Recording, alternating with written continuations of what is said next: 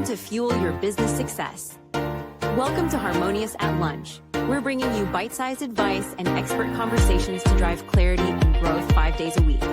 Make sure you join our Facebook group at humanopt.com/lunch, where listeners like you and our guests hang out so we can find harmony in business together. If you're building a business, you're in the right place. Let's dive in. Welcome back to another Harmonious at Lunch update. It's the weekly update. Are we feeling the new intro and outro music? I don't know about you. I'm at least entertaining myself. I like it. I enjoy it. And we actually use the same music on our other Human Op podcast, Running with Scissors, coming out soon. So if you subscribe to this channel, then you will most likely see all about Running with Scissors, and you'll hear the same awesome intro music on that podcast too. But let's recap the week. We had an awesome week of podcasts here on Harmonious at Lunch. We had 4 super cool guests. As far as the quality of the episodes and the content, this was another one of those, I don't know. There was some ups and some downs with the content. I told you I would not lie to you. I would tell you exactly how I felt about the content. And this is actually the first week I think I've said that, but or that I've said maybe some iffy episodes, but I want to talk about it. I want to go over all of them. We got clips. I'm going to show you, give you my 2 cents on the episodes, the behind the scenes, the kind of overview of what we talked about. But as far as the guests and the people, the human beings that I spoke to this week, rock stars. It was a sausage fest. We had 4 dudes. I'm just putting that out there. We had Damon Lemby, Bronson Hill, Kevin Jans, and Charlie Johnson rounding out the week on Thursday. But super cool. We covered real estate investing. We covered consciousness. We covered leadership, and being niche specific and serving the government. So kind of a cool, interesting array of topics to cover on the show this week. But let's start off with Damon on Monday. Sorry, I'm looking for my clips over here. I got lost for a second. But Damon was awesome. And I absolutely loved his concept, his topic, learn it all versus know it all leadership. Just right off the bat, if you didn't listen to the episode, based on what I just said, I know you already just pictured somebody who was a know-it-all in leadership, who you either worked for or worked with at some point. I know that's what happened to me when I was talking to Damon on the show. But it was really interesting how he kind of broke down cultivating this learning organization and really making it an intentional focus for you as a leader. He gave different stats, and he talked about the outcomes, the productivity, the cohesiveness of a team that's really built around a learn-it-all approach versus a know-it-all approach. And he talked about recruiting and retaining top talent.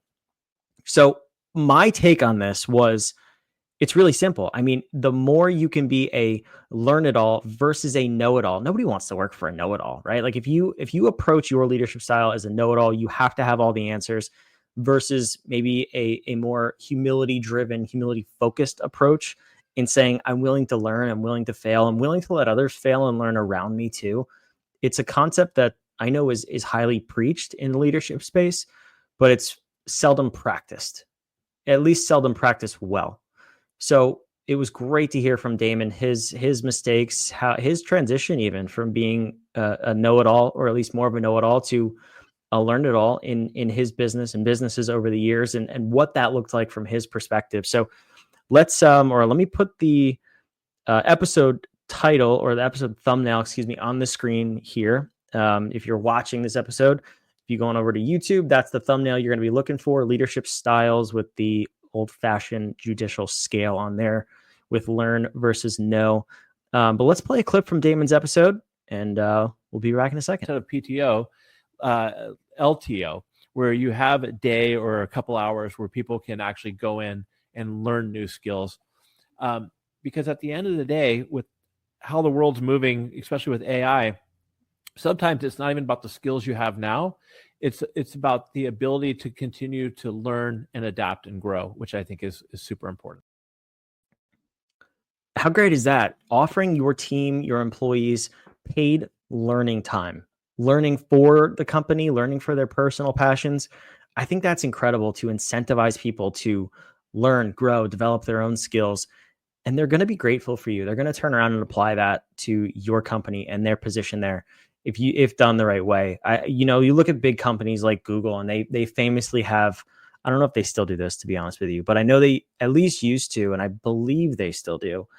They have a 20% rule where 20% of the time, basically one day of the week, employees get to allocate to their own projects. And a lot of times those projects get rolled back into Google as different services, but they're created on personal time.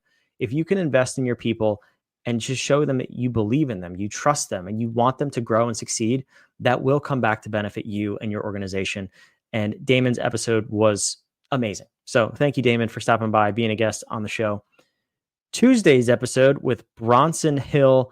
This was great. This age-old topic of making money while you sleep, right? Talking about investing in real estate, passive income, not just real estate investing though, developing a mindset of making passive income. And you could apply this to your business too. I know a lot of business owners, they're really just job owners. We've covered that on this show before, and I've talked about how important it is with our guests to really build a business, not just build a job, and build a business that's scalable. So Bronson's episode, we covered this. We talked about significantly growing and scaling your business. We did talk about real estate. That's his jam. That's what he's done. That's how he's built his wealth. So of course he's passionate about that.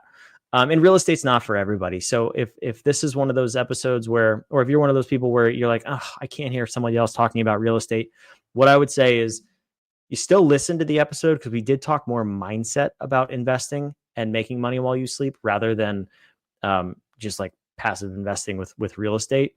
And he also made the distinction between single family investing and multi-unit investing, because I don't know about you, but me personally, I've heard so many people preach single family investing, and I don't like the strategy. It's not my thing. I tried to get into it a number of years ago, and the more I looked at it, the more confused I got. The economics didn't make sense. The scalability didn't make sense. And for some people, I know it does. I'm not judging you. All I'm saying is it's not for me, but it was nice to hear a refreshing take. And he said it wasn't really for him either. So cool perspective on that. We also talked about developing a wealth worthiness attitude and, analyzing where you sit with your mindset. Where do you believe you are in terms of wealth worthiness? Because breaking that maybe even subconscious belief of the level of wealth you think you are worthy of is sometimes all it takes to getting to the next level. And he even talked about when you inherit that from people, like if your parents only ever made, let's call it $100,000 a year, you take on this subconscious belief often where if you make more than that, you get unsure of yourself, where you don't even think you can exceed that because, well, your parents never did, so you can't. And separating yourself from that belief could be the catalyst to your own personal wealth growth. Really cool episode. Let's play a clip from Bronson here and check it out. Yeah, well, I think that there's a lot of myths out there, Brandon, that, passive income is a term that gets thrown around. But, when you buy a rental house or two or three, it's not really passive, because even if I have a property manager, I've still got to buy the house. I've got to manage the manager, or there's issues sometimes with the tenant, or there's issues with, the plumbing, or, something comes up. And so you're constantly having to kind of deal with it. It never really works out exactly kind of how you want it. Yeah, exactly what I was talking about there with scaling single family investing. And that episode was full of gold nuggets about, again, mostly your mindset and your money and investing mindset, breaking free from past habits, beliefs, and patterns to really start to scale your income, scale your wealth. And I think as business owners, entrepreneurs, we all need to hear that stuff, and we need to be reminded of it, because it's so easy to fall back into past patterns and habits. So thanks, Bronson, for stopping by. If you haven't checked out that episode, I highly recommend you go do it. And even if you study money all the time, maybe a refresher or a new look on something might be valuable for you. So check that one out. Next up, the Wednesday episode, Kevin Jans. Kevin, actually already at the time of this recording, a 2-time guest on the show. This episode, I'll be honest, it was very heavily focused on, niching, serving a niche customer in the context of actually working with the United States government, the federal government. That's not for everybody. And honestly, Kevin's really clear about that. He's not trying to win everybody over and say you have to think about working with the United States government. But what I liked about it was the nuggets that he dropped about really defining who your customer is. He uses a 3 W's approach: the who, the what, and the why. So who buys from you? What are they buying? And most importantly, what is the core why or the specific problem that you solve for them? Is that revolutionary advice? No, absolutely not. As a matter of fact, pretty sure we talked about that with another guest like 3 weeks ago.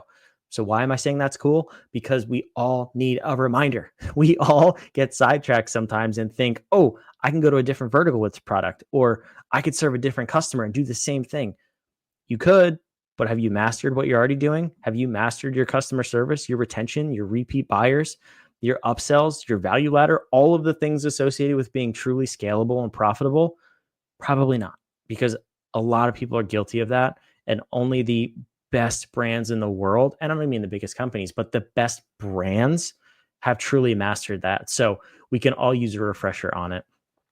But we also talked about here, while I toss the episode cover on the screen, I keep forgetting to do that, but it's niche marketing for those of you who are listening. And if you're watching, it's on there. Go check out that thumbnail. But Kevin also said he talked about revisiting your niche quarterly, making sure you are on top of the market problems, what people are buying. And he said this was crucial for him and his company as COVID came about. It was a landscape that was moving so quickly. And then actually it's happening again now with Doge and the federal government, and his clients are affected, the government's affected. Understanding what's really happening and staying on top of the 3 W's, but in particular the why of your customers, crucial for him and his company's success and his client's success. I'll play a clip here in a second from Kevin, but this was a great episode about thinking about your business and your customer differently and with a higher degree of focus. So whether or not you want to contract with the government, it's worth a listen. And I don't even want to push you that way. And Kevin doesn't want to push you that way either. But the way you look at your customer, the niche that you serve, the person you serve, and how you do that, very valuable episode.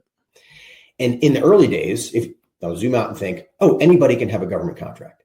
Okay, that's somewhat true. I can get into the nuances of why it's not. But by that logic, any business I can sell to. It's easy to say. In fact, once when you've been a contracting officer and people recognize what that is, you'll have a lot of people say, oh, can I pick your brain? You can help us with blank. And whether it's winning the contract, administering it afterwards, figuring out how the contracts are awarded, all the rules around them, et cetera, it's a lot to throw out to the world. And so I thought I could help everybody. And so I spent a lot of time talking to people that there wasn't any commonality between them, talking to large companies, small companies, service companies, ones that provided a product, ones that were developing a product, ones that did research and development, all over the map. And while it was flattering to have, hey, we can talk to lots of people, it never went anywhere. And it'll keep you from solving problems that you're not really the best at. Yeah, eye-opening episode, and one of the ones that just makes you think about how you're doing what you do, and are you communicating it well, and are you really serving your customers at the highest level? Rounding out the week, Charlie Johnson. This was an episode, I don't know, I wasn't 100% bought in. I love the idea, don't get me wrong. And Charlie was fantastic, great person. But I sat and just thought about the complexities of what he was proposing. And we talked all about making a whole new C-suite role in all businesses called the Chief Consciousness Officer. I think right off the bat, a couple of things that might need a rebrand as far as the label or the title of this position. I don't see a lot of big companies adopting that. Even we talked about just having this person who's neutral, having this neutrality in the C-suite for interpersonal conflicts and strategy and all these other things that are, necessary to business. But I don't know if this is a whole position. And I really don't even know how you would roll this out in a company without getting, or in order to get buy-in from all the employees. It's one of those things that's such a massive shift that I feel like it needs to be rolled out on a smaller scale first, get a lot of buy-in and success in order to then go to larger companies and say, no, this is the way that we have to do this. Again, I think it's an interesting concept, but in the short term, very, very big lift.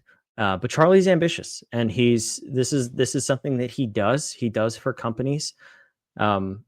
and he's passionate about it. And that's the most important thing, because if you're going to take on that big of a shift and elevate the global consciousness in the workplace, you have to have someone behind it who's passionate about it. We did talk about how this is not just another wellness program in workplaces, because those have the same adoption crisis, right? Or adoption issue. I don't know if it's a crisis, but it's more than a wellness program. It's really just bringing neutrality into the workplace, so we don't get triggered. We don't operate with biases. We don't get blindsided by things. I like the concept. I just don't know how it's going to work in practice. So let me play a clip here from this episode, and then we'll come back and round this week out. A chief consciousness officer brings in neutrality. It allows both sides to understand that they're just the heads to the tails of the coin. For the side that thinks a Republican that thinks the Democrats ruining the world, the Democrat thinks the Republicans ruin the world.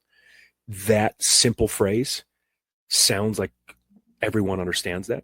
But when you bring that to their attention, it's a seed that's planted. The universe is the best gardener in the world, and they can't unhear it. It allows them to start to be aware that they're just like the other side, just to kind of bring a little bit less division and less conflict. So you can see kind of what he's talking about there. I put the thumbnail on the screen here, conscious leadership with a compass in the middle. I love the idea, honestly.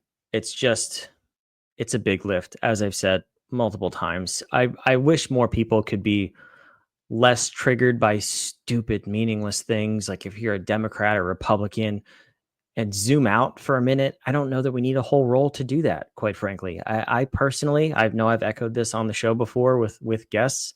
I don't vote. I don't care to vote. I don't think we need to be so divided as a country. I really wish we weren't. And I don't know how to fix that. I don't think it's a position within a company. It's a much bigger, more global issue than just having this one position within a company. And I don't know where to go with it. So I'm not going to sit here and solve the problem. That's not my role. But there's a whole lot of amazing people that come on this podcast as guests. There's a whole lot of amazing people that listen to this podcast who probably could find a few ways to solve this problem. But I wish as a whole, we were just able to focus more on the mission, the vision, the core values of the company, get back to basics, and stop fighting about meaningless things. So I hope you enjoyed this week's episodes, the 4 episodes from this week. Again, Charlie Johnson, Kevin Jans, Bronson Hill, and Damon Lemby. I hope you join us for another amazing week of guests lined up. I got 4 great podcasts lined up for next week. So make sure you subscribe, tune in. We'll see you next week on Harmonious at Lunch, and we'll see you back here next Friday for the next update, the weekly update. We'll recap next week's episode. Thanks for listening. See you next time. Another episode of Harmonious at Lunch in the books. I hope this episode made you think and you grabbed some actionable ideas to propel your business.